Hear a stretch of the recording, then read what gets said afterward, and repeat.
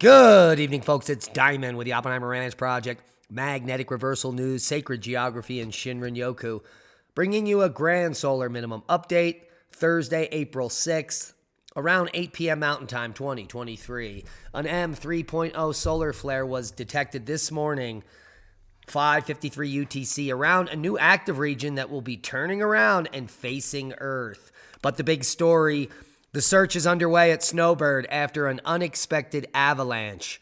Interlodge has been ordered. Keep calm. It's boom time. This is the second time this year Interlodge has been ordered up at Snowbird. Both Big and Little Cottonwood Canyons were pounded with late season snow. In fact, they've got over 5 feet of snow on top of already 700 inches there. Ski Patrol was searching an area of Snowbird using dogs and rescue technology. You can see one of the shelves there, massive slide on the mountain. And that's because of record snow. Take a look at this shot here. 103 inches in 7 days. This guy can't even find his car. This is at Snowbird. And again, here, Alta, right next door. Someone left the door open, unfortunately. And there's record snow everywhere in the west. Yosemite, you can barely move around. Conditions in Yosemite are very snowy, and they just declared the most snow ever. In 1983, there was an average snow depth of 168.84 inches. That was the record. In 2023, they measured an average snow depth of 177.3 inches in the same locations as the record back in 1983. And it is still snowing. So all-time record snow in Yosemite as well. And Salt Lake snowfall exceeds 80 inches for the first time in 27 years. Another record. And good news, a pilot project aims to divert some of this excess water runoff that's going to be coming down the Sierras and potentially, cause massive flooding. And the technique is called groundwater recharge, where you can recharge the aquifers that have been depleted during the severe drought over the last decade. And guess what you do? You flood your property. It involves diverting excess water from the nearby Kings River through a network of canals to deliberately swamp fields. And so hopefully many other farmers will be using this groundwater recharge technique in just a few weeks. And there was severe thunderstorms packing damaging winds and hail that pounded the D.C. area today. No reported tornadoes, thankfully, or deaths, with a severe storm risk increasing in the Triad down near North Carolina. So let's take a look at the forecast. Lingering front from the south to the east and a Pacific Northwest system will bring more snow. Ho, ho, ho. Shut up, Al!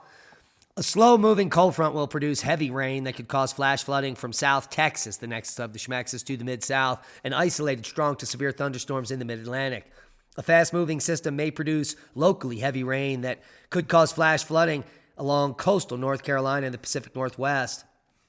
So heads up, and let's take a look at that severe weather threat right now in East Texas, but it is going to pop up here in the Carolinas, and that threat could be in the entire Southeast through Saturday and into Sunday, which could be your fun day. But you could see later in the weekend here that snow and moisture moving into Washington State heavy here by Monday morning. So it will be a nightmare in Seattle as you go to work.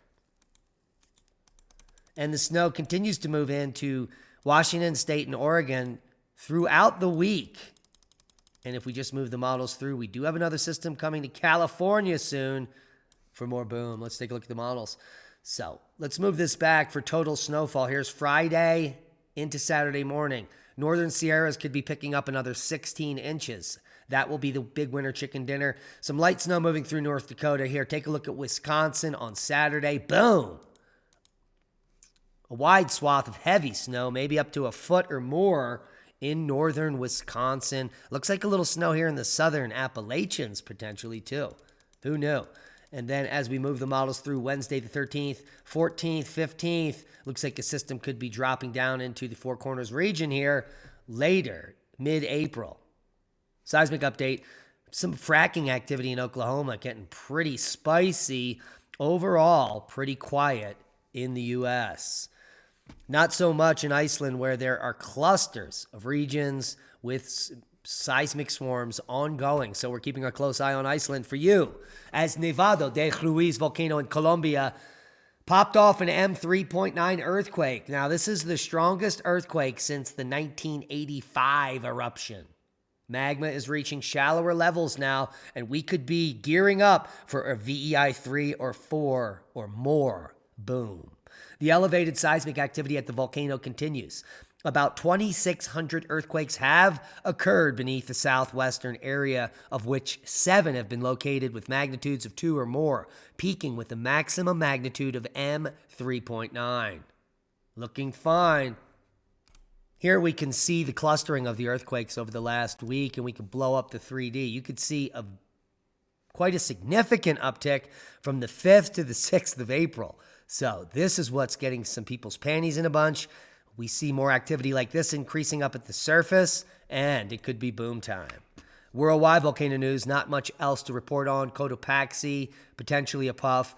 Popo going to 25,000. That's pretty nice. And let's talk about the M3.0 solar flare. It was detected this morning about 5:53 UTC around a new active region towards the southeast limb. A weak coronal mass ejection was produced, but it's not Earth-directed at all. In fact, it's probably completely away from the Earth, as this spot hadn't even turned around the limb at this time. 3-day geomagnetic forecast is all calm and getting calmer. And the only thing we have to look for in the coming days, let's take a look, is this sunspot region, boom, which is now visible. It's actually not that significant. It's smaller than this other spot region that is now moving away. So overall, the sun is embarrassingly blank for Solar Max. Now, the launch of Europe's first ever Jupiter probe is just a week away. The Jupiter Icy Moons Explorer is scheduled to lift off on April 13th. Here we can see after its arrival in the final assembly building on April 1st, 2023, ESA's Jupiter Icy Moons Explorer, or JUICE. Big shout out to OJ there, I guess. Spacecraft will slowly lift into the air, then carefully lowered onto the top of an Ariane 5 rocket that will launch into space on April 13th. Take a look at all those people working on that baby. So all links will be below to everything we talk about, so go get it. Now let's talk about visible planets in the night sky guide for April and why it's important. Well, you're going to be able to see the Pleiades and Venus. And not only that, we have a very important alignment coming up here on the 11th. And there's the galactic center right there as the moon moves by it on April 11th. The waning gibbous moon will pass the location in the sky, marking the center of the Milky Way. But more importantly, Jupiter is in conjunction with the sun April 11th, 2023 at 23 UTC. Now, this could kick off a large earthquake.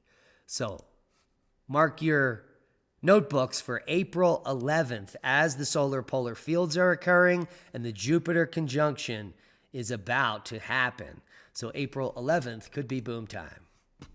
Now, take a look at this. A mystery animal was caught on camera wandering around the Rio Grande Valley area. And park officials say they'll keep the public updated as they continue to investigate. Interesting. Texas state park officials are scratching their heads trying to identify a mystery animal that was caught lurking around the Rio Grande Valley area last night. It looks kind of like a cross between a guinea pig and a bear, in my opinion. What say you? Let's blow that up for you. Take a look at that. Probably a black bear. Just a blurry one. Now, sickening report details staggering church sex abuse in Maryland. What else is new? The Roman Catholic demonic faith is insane. This is just Maryland, one state. More than 150 Catholic priests and others associated with the Archdiocese of Baltimore sexually abused more than 600 children and often escaped accountability, according to a long-awaited state report released Wednesday that revealed the scope of the abuse spanning 8 decades. No one held accountable. Well, hold yourself accountable, because if you want to survive and thrive in the future, you need knowledge. And take a look at this. This is the victorygardenbooks.com page, and we'll link you below, survivecold.com, where there are hundreds of books you can download that are hundreds of pages, old books, important books, manuals on gardening, the Encyclopedia of Farm Animals, the National Course on Home Economics, and more. For just a couple bucks, you can download these massive books, the Gardenette, etc. These are books that may come in handy for your preparedness, well, for your prepper closet. You can even print them out. Canning, preserving, pickling, all the old original information here at Victory Garden Books. Check it out. All the links will be below. Now, we had talked about in the past about Malcolm Bendel over on Magnetic Reversal News. Now, apparently, he's come up with some technology that could change the course of the world. The MSAART plasmoid technology, as announced by Randall Carlson on the Joe Rogan podcast and Diamond on Magnetic Reversal News. Buckle up, people. This is the complete series. It's not infotainment. It will change the world as we know it, according to Malcolm. Malcolm Bendel is the conduit for bringing forth clean, sustainable, unlimited, universal power for our planet. And he lays it all out here in a 16-video series that you can watch free. The total time is about 9 hours. You can even download the complete slideshow as a free PDF. So we will link you below to the Malcolm Bendel Strike Foundation so you can get going learning about the new technology. Now, tomorrow we're also going to do a video on the origins of Easter, from pagan festivals and Christianity to bunnies and chocolate eggs. We're also going to discuss where it came from. Eostre, the pagan goddess of the dawn. Eostre is the Germanic goddess of the dawn who is celebrated during the spring equinox. On the old Germanic calendar, the equivalent month to April was called Ostermonat, or Easter month. And as a holiday, Easter predates Christianity and was originally the name for the spring equinox celebration. So join us tomorrow on Magnetic Reversal News for that interesting podcast on the origins of Easter. And give us a thumbs up. It helps with the algorithm. Subscribe to the channel if you haven't. Share this video on your social media, as we are shadow banned from non-subscribers. Be safe. We love you. And that is a boom.